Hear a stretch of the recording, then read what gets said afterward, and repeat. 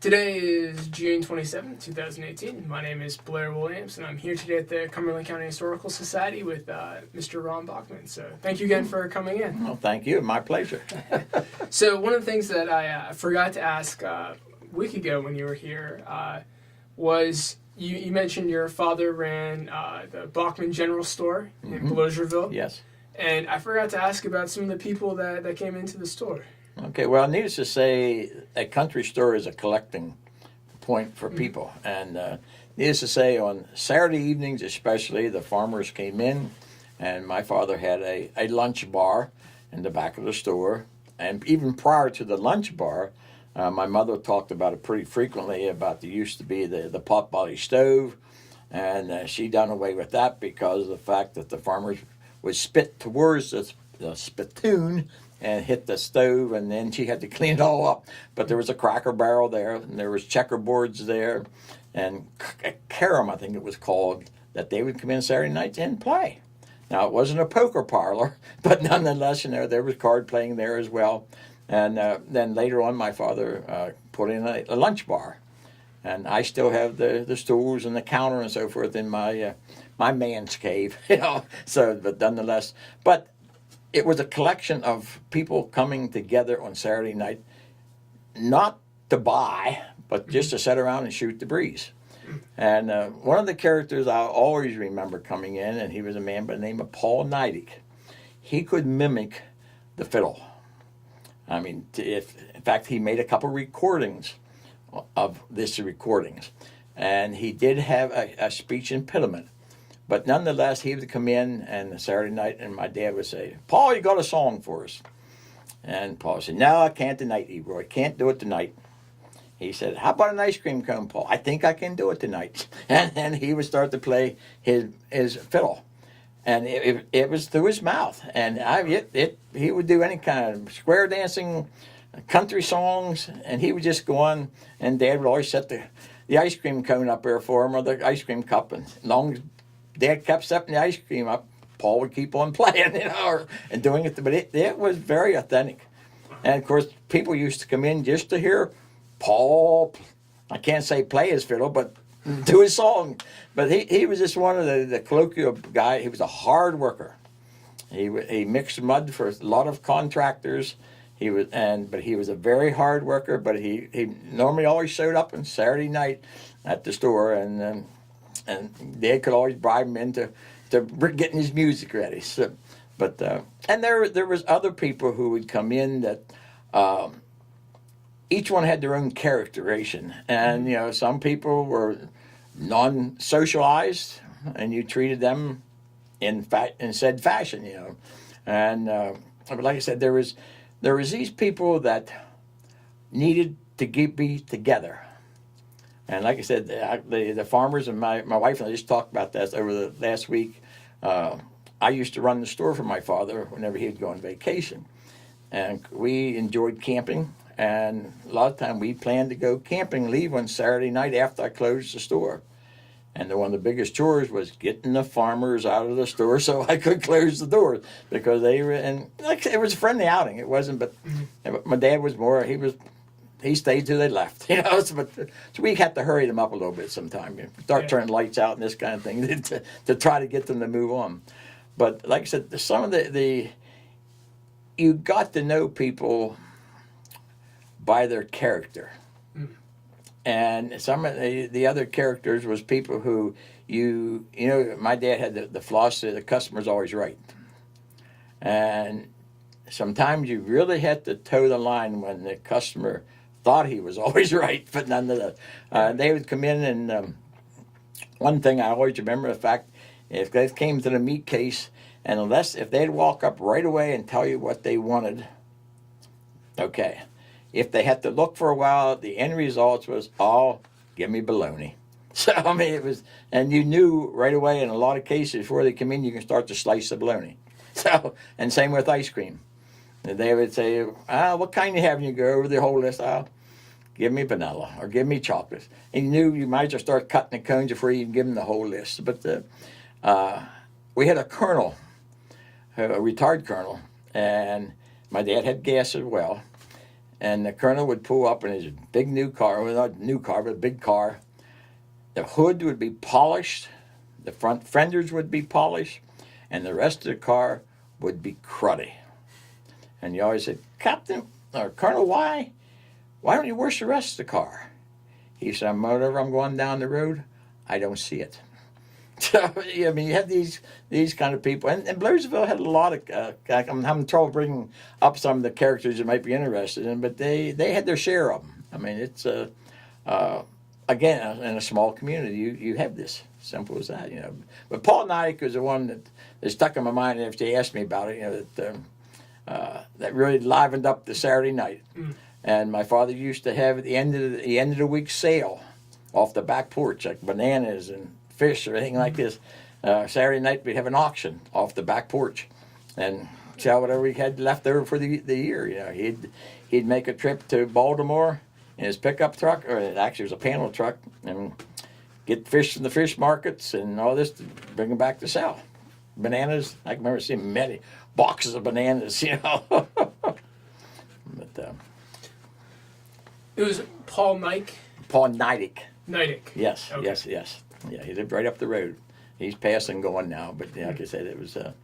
But that was one of the more notable ones. I'll say it that way. Yeah.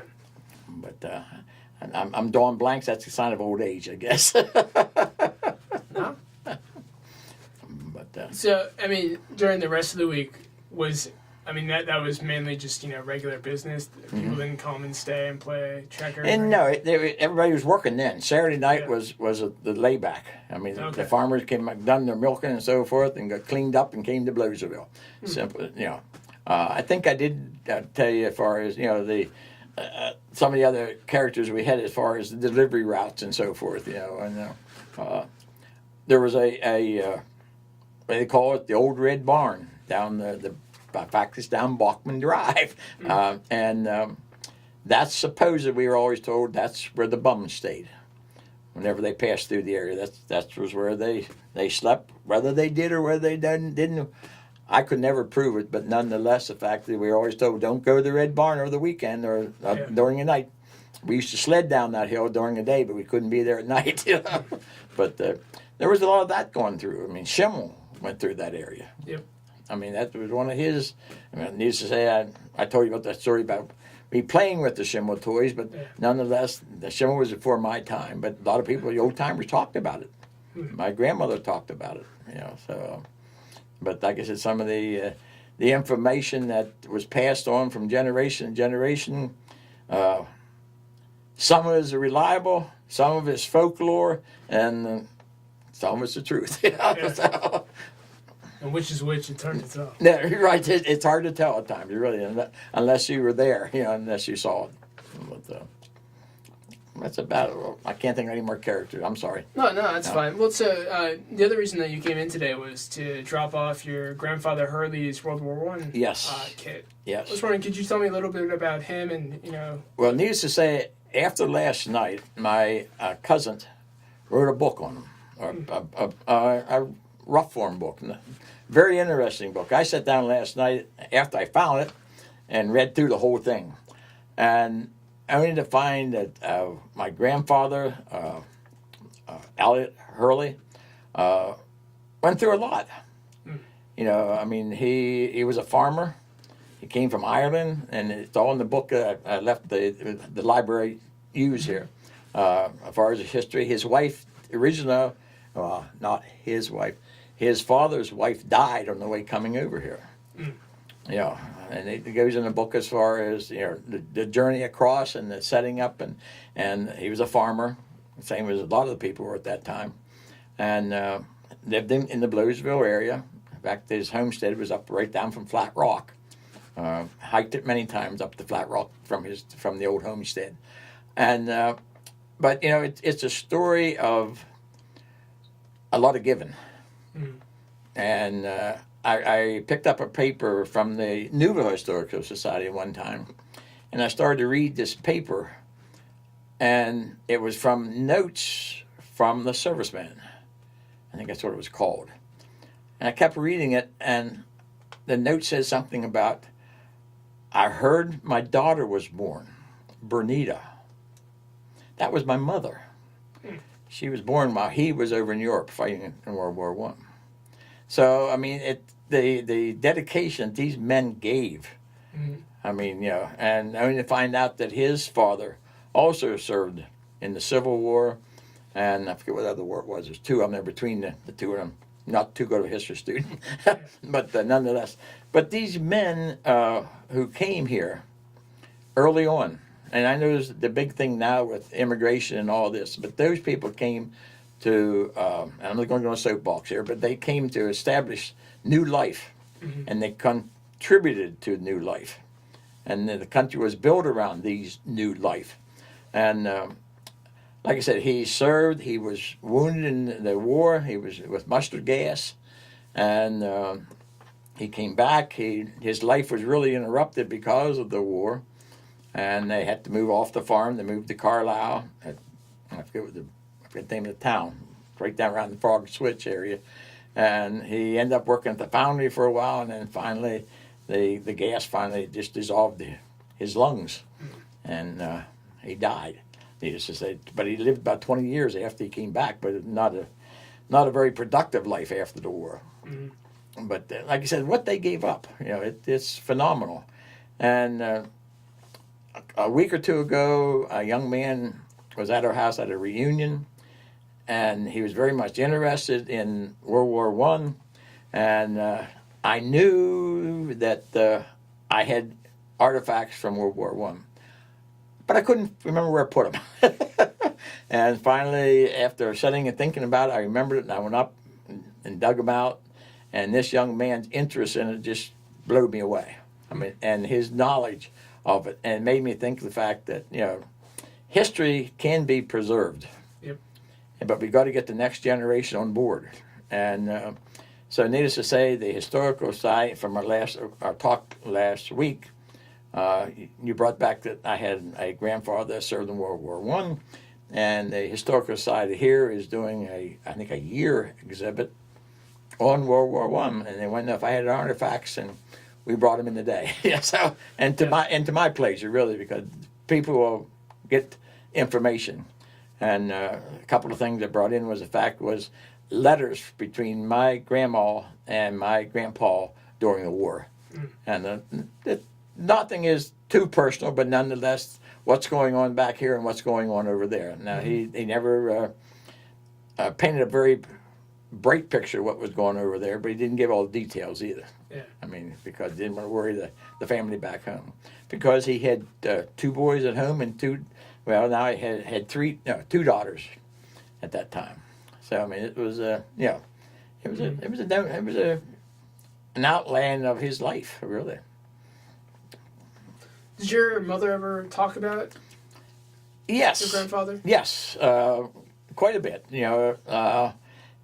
In fact, this book that was written by my cousin, I think I'm writing that, was given to my mother. And she a lot of memories, a lot of flashbacks and so forth. She can remember moving off the farm. Believe it or not, Bloserville had a high school, and needless to say, she did go to Bloserville High. Then they moved off the farm, and then she actually went to Newville for a little bit, and then she transferred to Carlisle. And needless to say, she had to go to work because Grandpa couldn't work, and she didn't graduate.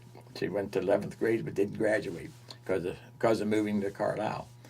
So, but she, I can remember taking my aunt and my mother on hikes up to the old homestead, because they lived within maybe 3/4 of a mile. She was born 3/4 of a mile from the old Hurley homestead. So I found a path up, and I'd take them up to the homestead, and then let them talk on, and brought back a lot of history and so forth from Grammy Arnold, So, but I guess that was Grandma Hurley's mother and dad, Arnold. But like I said, history is alive today. Yeah. But we definitely don't want to get it lost in the modernistic world today. And the recordings like this, I hope and pray will try to keep history alive a little bit. Yeah, me too. Well, so, and we also, you just found out that your other grandfather, Clarence, Yes. served, but you didn't know about that. I did not know about that. I know we had, on the Baughman side, I know we had served in the Civil War. But you presented me with material here that I know this young man who I talked about at our house will be genuinely interested, and I got a feeling he will take the ball. We have 2 cousins who are ex-military who I know will dig into more history about it, so we might have more information. Okay. I don't know of any artifacts on that side of the family, though. So, but this would have been your father's father? The one that I brought in, the Armel, is my mother's father, and this Clarence would be my father's father. Did you know Clarence, or? Very little. I can only, Okay. the only thing I can remember of him, the fact he made me a toy box, and I still have. But I can truly say I do not remember him, other than That I was toy 2 or box? 3 at that year that he died. And did your father speak about him at all, or? Oh yeah, I mean, we're trying to keep the Bach reunion still alive. So I mean, they're slowly dropping out by the wayside, death and so forth. And we lost a big loss this past year. Both the husband and wife got killed in an automobile wreck. So that really took a cut into the family reunion and so forth. But it's again. I have had piles of information. We had the Bach reunion had a historian that, I mean, detailed. I can remember going to reunions and saying, "Isn't she ever going to get done talking?" But she was very much up on all that information during after her death was given to me. And I thought, what am I going to do with all this? It so happened I made the request at one of the reunions, would anybody be interested? And this young man who's doing genealogy said, "Oh, yeah." And he took the information and he's using it. So, I mean, this is probably all 30 years of information from the reunions. I mean, she brought everybody up to date on the reunions. Thelma Gephardt was her name. She's from Carlisle here. Okay. Yeah, well, thanks for coming back in today. And You bet. I know. Maybe I haven't fulfilled all these characters, but I'm drawing mental blanks here. But No, that's fine. We got Paul. There you go, so- Paul. He's one of the. If any of the old farmers would be around today, and you'd ask them that question, Paul would be the one they talk about. I'm glad we captured him, though. Okay, good enough. Thank you. Yeah, thank you.